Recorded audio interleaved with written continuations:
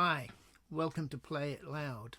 And if you've seen this, you like this, or you've seen any of the others, please subscribe. It'd be nice, appreciated.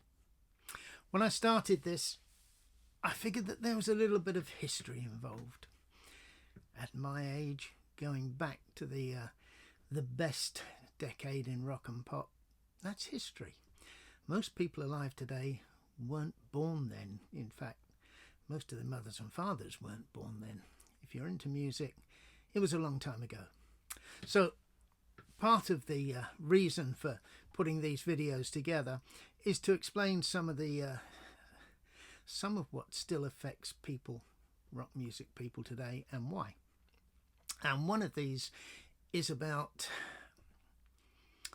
who wins and who loses and why. Plagiarism and writing credits. There's a very famous story which I'll get on to regarding George Harrison, his single "He's So Fine," his single of "My Sweet Lord," and the chiffons "He's So Fine" went to court in America. But we'll get on to that. There's been a lot of cross-fertilization in rock music, blues music, sometimes in jazz. Some of it's been credited and some of it hasn't. Some of it may have been accidental and some of it may have been on purpose, and we'll get to that as well.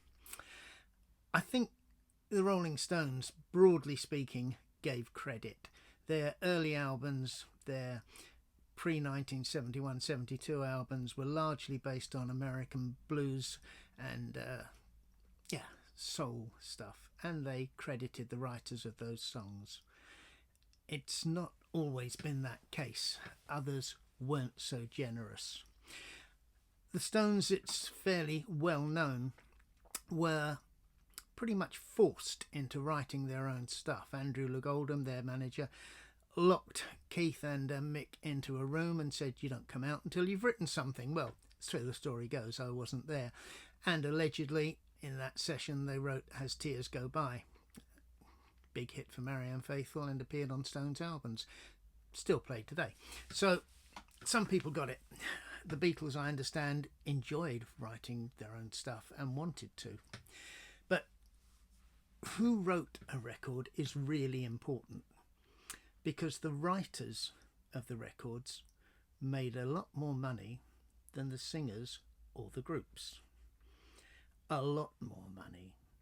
There were groups that broke up in the 60s and early 70s because the lead singer or the writer was getting anything up to 10 times more income than the guy who was playing bass guitar or drums, organ, piano, whatever. They were part of the band. They were screamed at, shouted at, chased by the newspapers, but compared to the guy who wrote it, they were broke.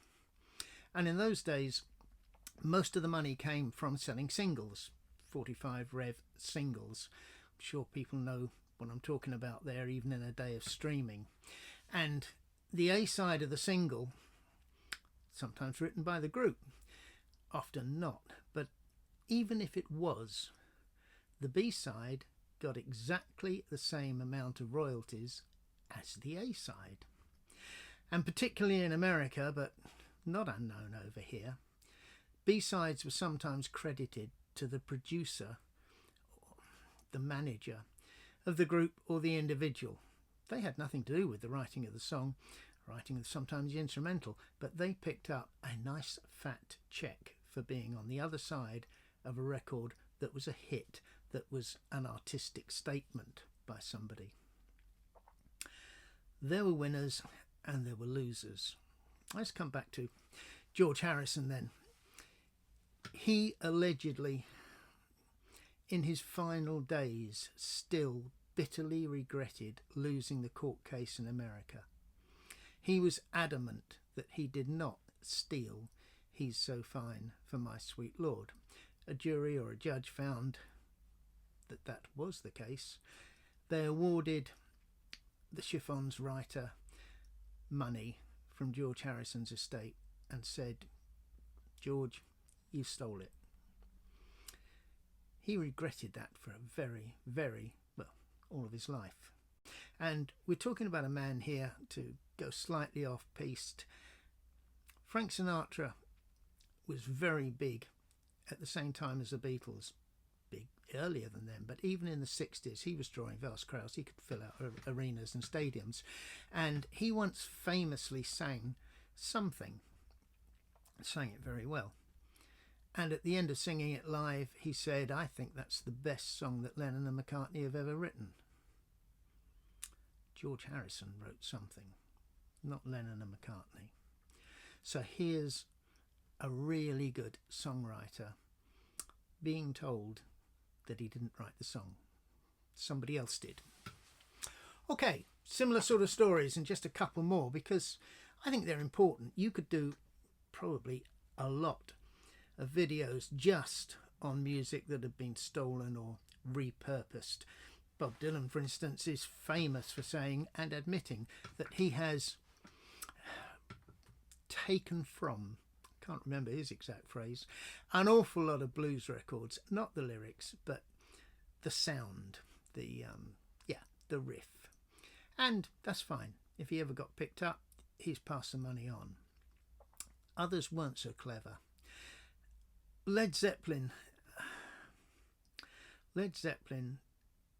in my opinion, stole. They stole a lot. And I'll give you two examples. They stole from this band, The Small Faces. There's a track on here, it's on their early album. It's You Need Love. You play You Need Love, almost certainly can get it on streaming, even if you can't get the album or the CD today, and you will find that it bears a long relationship to Led Zeppelin's Whole Lot of Love, possibly Led Zeppelin's most famous track. Did they credit the Small Faces? Did they even suggest that they'd heard it? No, it's credited to Led Zeppelin, who definitely stole some blues riffs. I honestly can't remember exactly what they were, and on their early albums were credited to Led Zeppelin, but only later, with the threat of going to court, did they change their mind and agree that perhaps they hadn't written all of it themselves. There's another one that's famous for Led Zeppelin, and this one they won, although I'm not at all sure why. Here, if not their most famous song, Whole Lot of Love, album with Whole Lot of Love, their second famous song, Stairway to Heaven. Stairway for Heaven was for a couple of years the most played track on American FM radio. Might have been for more than 2 years, but it got huge amounts of plays, and because Led Zeppelin wrote it, they got huge amounts of royalties. There was a court case that they won from this band, Spirit. Spirit recorded a track called Taurus well before Led Zeppelin did Stairway to Heaven, and if you play the first 2 minutes of each track, they are remarkably similar. And it's only a coincidence, I'm sure, that Led Zeppelin and Spirit toured America together on the same stage and heard each other earlier in their careers. Jimmy Page would definitely have heard Spirit playing Taurus, but no, I don't think we'll credit in any way whatsoever Spirit and their writers. We'll keep this one for Jimmy Page and Led Zeppelin. On a slightly better, not entirely better subject, there's a couple of less well-known ones, but they're there. Canned Heat, great blues group from the late 60s, early 70s, played Woodstock. They did some really, really good stuff. And they played blues. They played a particular riff. What was the song? No, haven't got it at the moment. But the riff that they played, they credited to John Lee Hooker. It was his riff, and something that he was quite famous for. But we're going back early 50s, mid 50s. So Canned Heat borrowed it, credited him, played it on a track on that album. Much later, this band, ZZ Top, they picked it up on a track called LaGrange. It's John Lee Hooker's riff. It's identical to John Lee Hooker's riff, but it's credited to ZZ Top.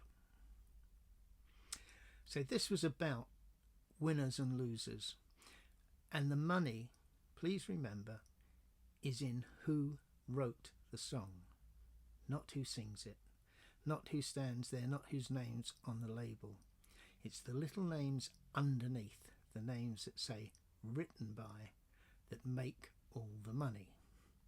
That's why Denmark Street in London and the Brill Building in New York were the famous places for money. That's where records got written, certainly up until the mid-60s.